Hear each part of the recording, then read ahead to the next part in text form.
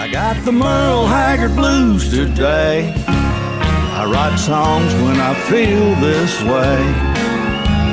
I grab my guitar and I play. I got the Merle Haggard blues today. Honky tonk music has a reputation for being raw and relatable. But what does it take for musicians to bring those songs and stories to life on stage, performance after performance? A documentary called Honky Talkin takes viewers on a rockabilly road trip and explores how these artists balance performing and the business of music. You're tuned to Cincinnati Edition on WVXU. I'm Lucy May. Joining me in this recorded interview to get into all of this are Eric Welter, the writer and director of Honky Talkin, Tales and Travails from the Honky Tonk Trails, singer and owner of Bobby Mackey's, Bobby Mackey, and owner of the Southgate House Revival, Morella, Raleigh. Thank you all so much for being here. Thanks for having us. Thank you. Our pleasure. Let's clear up some terms. There's honky tonk, there's honky tonkin, and then there's the honky tonk man. Eric, what's the difference? That's covered by a few people in the film itself. And to me, I've always been a live music fan. And when you go into a place, I got to tell you, just like Bobby Mackey's, you feel it. You feel the energy. You feel a certain persona, personality to the property itself with the way the stage is set and the memorabilia on the walls. And then when Bobby and the band take the stage, you just feel the twang. Honky tonk has historically been known as a little bit more rough and raw, and coming from the West and the Southwest back in the 1890s and early 1900s. And then it's just sort of been formulated over the years into a style of music that does tend to go into the more raw, less polished type of overly produced musical sound like you hear a lot today. Bobby, what's it like to be steeped in this world and to step into a honky tonk? There are a lot of people who might not be familiar with this honky tonk culture. Well, I'm very familiar with it, but it's been all about the music for me. It's all about the country music. And the honky tonk, I understand that the honky tonk tag on it started years ago, just out of the blue. Somebody just started calling it that. It doesn't mean anything. It's just means having a good time, I guess.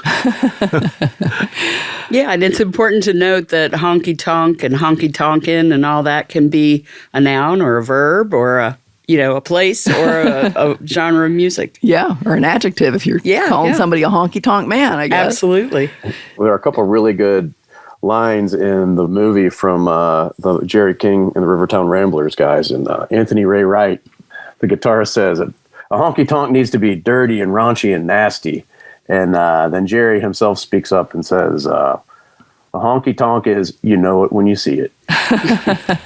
Or feel it. Yeah. Or feel it. Yeah, for sure, Bobby. We had a ticket, I worked on late. Picked her up about 8:30, a honky tonk. Didn't like it fun. She said, Daddy, can you burn them tires and go fast with me, baby? Fast with me, baby. Fast with me, baby. But what is that feeling, Bobby? What do you feel when you go into a true honky tonk? I don't know, just as long as it's country music, you're going to feel it. I think honky tonk, especially, and honky tonks have a certain authenticity.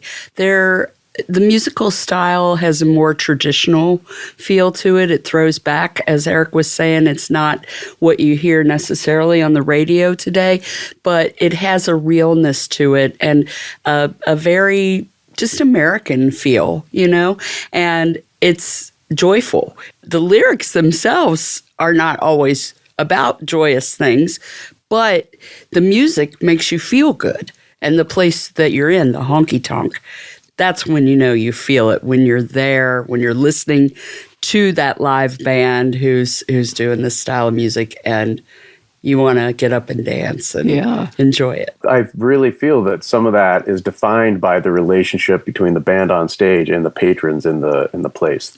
It's called connecting. Feeds off of one another. Yeah, it's connecting. We have been calling our place America's honky tonk. Well, Bobby, you're so widely known around here. Tell us briefly about your story and how you got your start in music. Well, I grew up in Concord, Kentucky, up east of Maysville. And I was 4 years old. Of course, music started coming out of me. And my mother recognized it, and she groomed it. She had me singing before I can even remember it. Your cheating heart will make you weep. You'll cry and cry and try to sleep, but sleep won't come the whole night through. Your cheating heart will tell on you. Because she'd teach me, I just make sounds, I guess. Anyway, at 4 years old, there was a talent contest coming up at a local school. It was right around Halloween, and I heard her tell my dad, I'm going to take Bobby to this talent contest and going to enter him in the contest. And I remember my dad saying to her, they ain't no use to take him, he's too bashful, he won't sing. And that's all I had to hear. It was a challenge. Yeah. Anyway, I brought home $5 bill, first prize. Wow. I sang Your Cheating Heart. At 4 years old, you sang Your Cheating Yeah. Heart.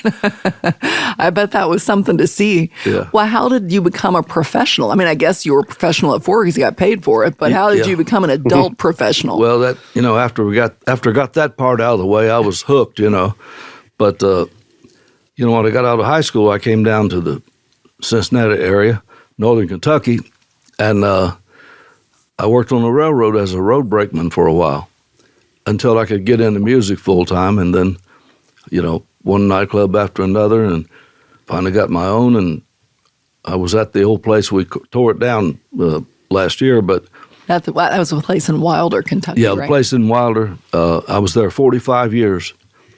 We've been over in Florence at a temporary place while we're rebuilding back in Wilder, building a new club there. Morella, your dad started the original Southgate house. What was it like to see a show, shoot pool, or drink bar there back in the day? Oh, it was a lot of fun and still fun today at our new location. But yeah, my dad was a huge country music and bluegrass fan and all music really, but that was kind of his love of it and why he wanted to start a place. So. And you just followed in his footsteps, huh? Yeah, I grew up around it and can remember seeing Johnny Paycheck there when I was, 7 years old or something. And it's, I guess, in the blood, as they say.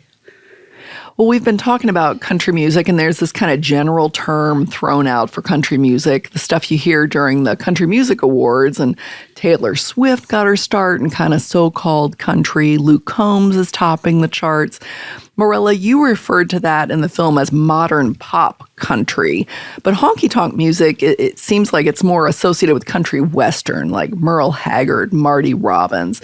In your view, what's the difference there? Well, I think that for one thing, it's kind of how the music starts out. A lot of those artists that you were referring to and a lot of what you hear on commercial country radio today is very produced and very, kind of made for a particular audience.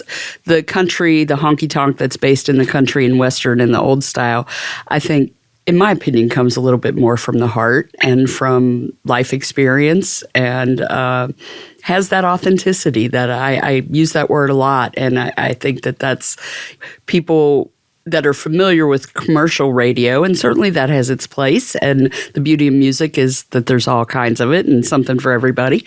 But it's just a very different kind of thing now to say country versus what we're talking about here. What do you think, Eric?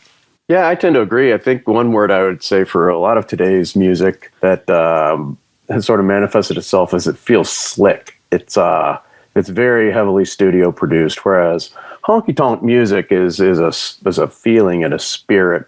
If you ever walk into a place, let's say you walk into Bobby Mackey's on any given Saturday night and the band's up there. Let me drink about it, but right now I kinda doubt it, 'cause I still hear the slamming of the door the night that you walked in. You'll just feel the presence of all the instrumentation in Bobby's voice. Or if you ever happen to visit Nashville, you can go into several places and some of them are really, really kind of nice and posh, but then you go to other places that still celebrate the old school old-fashioned honky-tonk music like Robert's Western World, where they are true disciples of that style of music. And you can just feel the difference, and you can feel the personality in the singing and the playing. And there is, as Bobby mentioned earlier, there's a real connection to the music, because I think it is relatable. A lot of the songs are everyday, every man, every woman type of problems or situations or issues that they may be dealing with, but it's all wrapped up in this nice little melody and song, and maybe has a little weepiness with some steel guitar, but you can definitely feel what honky tonk music is all about. It resonates in the heart. Country music has changed a lot. Actually, what they call country today really ain't. Country music is alive and well, and wilder still today. The way it was is the way it is. We still do it the same way. There's a place for all kinds of music, and I respect it all the same. But what they call country is not country. They just stole the name. But what I've always Got a done. song about that, don't you? Yes, I do. Yes, I do. Thank you. And it's a good one. What they call country is not country. They just stole the name. Yeah, sure enough. But it gets everybody's attention, because the situation today, there's not a lot of traditional country around. And I get my share of people who still like the old traditional country music. Lots of would-be country singers make their music fit the game. What they call country is not country. They just stole the name. Well, we were talking in this recorded interview about honky tonks, Honky Tonkin, and the documentary Honky Talkin, Tales and Travails from the Honky Tonk Trails. Morella, can you tell us a little bit more about the original Southgate House, some of the famous acts who played there? I mean, it wasn't just country. No, it wasn't just country. That, as I said, that was kind of where my dad's love lied, and he did a lot of country in the early years. Johnny Paycheck, Kitty Wells played there, Boots Randolph, some very big legends in music, and then going into the 80s and 90s, the White Stripes played there, the Black Keys played there.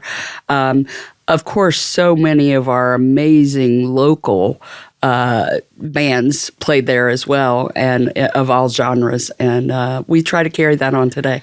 How did you go about opening Southgate House Revival, and do you feel like the vibe's different from the historic Southgate House? I think the vibe is similar, but we're in a new time, and we're making new memories and new shows, and I think that we try to be welcoming to everybody, and to people need to get out and unwind and have a good time and relax and enjoy themselves and connect with other people.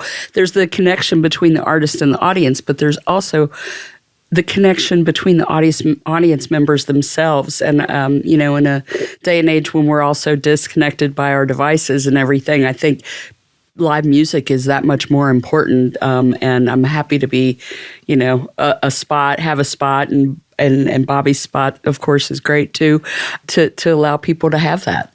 Bobby Morella was just talking about some of the big names in country music. You got to play with the legendary George Jones. How did that happen? Well, I had him in the club in 1980. In 82, I had Merle Haggard there, and it was January the 10th, 1982, during the Freezer Bowl. Oh, my goodness. That very day. And it was 25 below zero, and couldn't warm that old club up. Too many holes in the walls and stuff. Anyway, that was a big day. Having George there and Merle, two great times there that I can remember. See, I grew up singing George Jones stuff, and when it was the business of it, and the booking and the business of it and making it work, and it didn't hit me until he was introduced to the stage, and I froze in my tracks. My hair stood up. George Jones is on my stage. it didn't hit me until they introduced him. Well, I think, don't you tell a story in the movie about how he contacted you about playing because he had just been in the hospital or something? That's exactly right. He was down in Florence, Alabama, in the hospital, and he and Paycheck had been partying for a while, I think, and he was down to about 100 pounds. Oh, my goodness. And he was getting out of the hospital and needed to work. And the Adams boys that were musicians in his band, and I knew them, and they called and said, George needs to work, and I booked him within 10 days. And they were Ohio boys, weren't they, Bobby? Yeah, the Adams boys from up in Ohio. Yeah. But my oldest daughter, Anita, was, I think, 12 years old, and she comes knocking on the bedroom door and says, Daddy, George Jones is on the phone. I said, get away from here and leave me alone. I'm trying to sleep. You thought she was pulling your leg.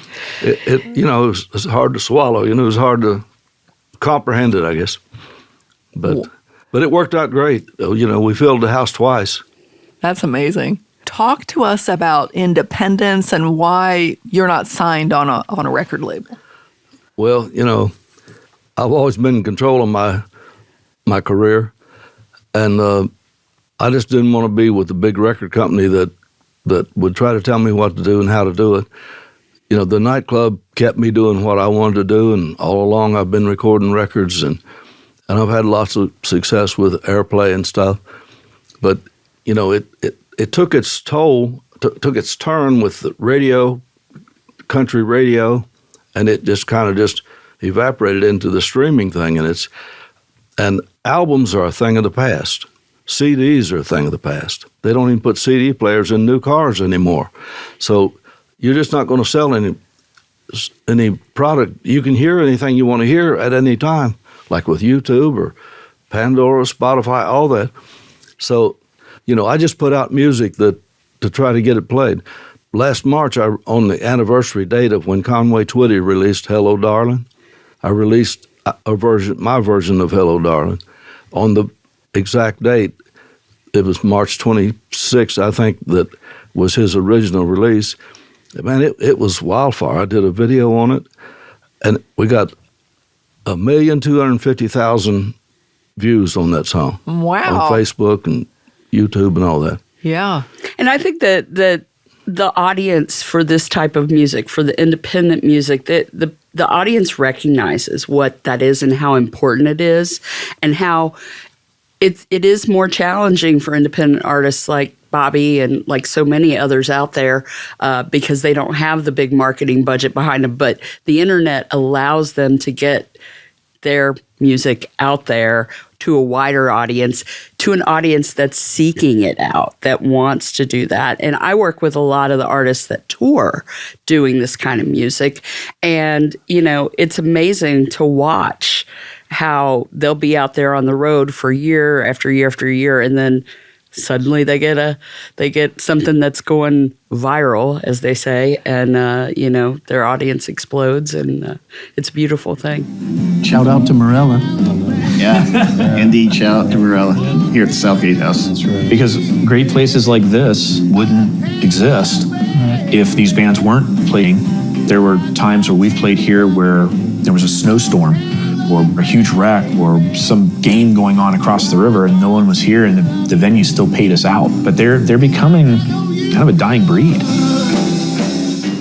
Morella and Bobby, how do you define success in this business? I mean, you both been in the business in different perspectives for a long time. How do you define success? Well, consistency, for one thing. Yep. I played back with Cincinnati here. I played in 3 different clubs over a period of 8 years. And every time I would leave one and go to the other, everybody would follow me. And after the third one, I thought, well, the next place I go is going to be mine. And that's the way that happened. And I don't know, it's worked from get-go. After I got the new place open, it wasn't open very long till the Urban Cowboy movie come out. And I got the Mechanical Bull, and it went wildfire. You going to have a bull in the renovated place? Oh, yes. Yeah. I have a new bull ordered out of Idaho. I've got the old bull is stored away, but it's junk, and we'd have to prop it up from one weekend to the next. So if I'm going to have a new nightclub, I got to have a new bull. That's good. So, I'm glad it's coming from Idaho. I bet they know their bulls in Idaho. Yeah, and in fact, these bulls they build, they get these real live Brahma bull hides from rodeo people and stuff. One of them bulls die, and they'll get the hide, and they put real live bull hides on these mechanical bulls. Wow. That's authentic. Yeah. Authentic. That's right. And the head too. They stuff a head with foam rubber or something, and they put the foam rubber horns on it. It looks real. Morella, how do you define success? I think that in this world especially, consistency is a real good one. Being able to keep going and to keep doing shows, keep the bands working, keep the audiences coming, that's a good one. And of course, we tend to always think of success as financial, and everybody's got to cover their bills and make a living and all that stuff. But that's really a small part of it. I think it's more about the consistency and that connection that we've talked so much about, and maintaining that, as opposed to, like we were talking about some of the commercial country that's really not country today. That is more produced, but it's also some of it more manufactured, and the audience recognizes that. And I think in the world that Bobby and I live in, the audiences really value that it's coming from the heart with these artists. Eric, what do you feel like you learned about the musicians and the honky tonk owners while you were making this movie? Well, yeah, that's. I'm glad you brought that up, because one thing I wanted to do was not just the music and the musicians themselves, but the venues where they play. So we had Denise Mackey, who is the GM of Bobby Mackey's, and then obviously Morella, who runs the Southgate House Revival. Wanted their perspective too. So basically what I learned is where it all began. The impetus for this whole thing was, I've always enjoyed live music, and there was a period of time there where I lived only 3 blocks from the Southgate House Revival, and daily I would see a new bus or a new trailer or something parked out in front or in the side lot there, and then just getting to know people in bands by talking to them, casually at the venue, or visiting Nashville and seeing certain bands with regularity, and just talking to them and their whole story of, boy, oh boy, it's way more than the 2.5 hours on stage. You might in a conversation say, yeah, it was a great set. What's next? They're like, well, we're headed to Omaha. Well, when's that? Now. Wow. Okay. So you're packing up and driving 700 miles to Omaha through the night. So some of the bands, the young guys out of basically north of Knoxville, Tennessee, Morgan's Mill, they talk about doing between 200 and 250 shows a year. There's a lot of that. I know that Bobby said he did a couple hundred shows a year before he even had his own place, I think. And then Jason Ringenberg tells the tale of when he was still touring steadily on his own. He went to Europe, and he would just get a Rail Europe pass and go throughout the continent by himself with his guitar and his suitcase and play small venue shows, because that's what he wanted to do and that's what he had to do. The real answer to your question is, I learned that there is a lot more to being a professional musician than just playing music. In fact, A.J. Hawkins in the Morgan's Mill group says something to the effect of, he said, we play the music for free. We get paid for the travel, the hauling the gear, the sending the emails, the promotion, the marketing, all of that. So playing the music is their reward. It starts with the music, and the way I look at it, we have a great time playing music, and guess what? We get paid for it. Pretty good deal, huh? And not to speak for musicians, but Bobby could probably talk about this a little bit better, but I feel like if you have it in you and you're talented, and it's not something you can deny. You can't do. Yeah. You can't not do it in some way. Well, this has been wonderful. I've been talking with Eric Welter, the writer and director of Honky Talkin, Tales and Travails from the Honky Tonk Trails, singer and owner of Bobby Mackey's, Bobby Mackey, and owner of the Southgate House Revival, Morella, Raleigh. Thank you all so much for your time today. Thank you. Thank you. You've been listening to Cincinnati Edition on WVXU. Our producer is Selena Reeder. Associate producer is Harper Carlton. Technical director is Carlos Lopez Cornu. I'm Lucy May. Thanks so much for listening. What they call country is not country. They hijacked the name.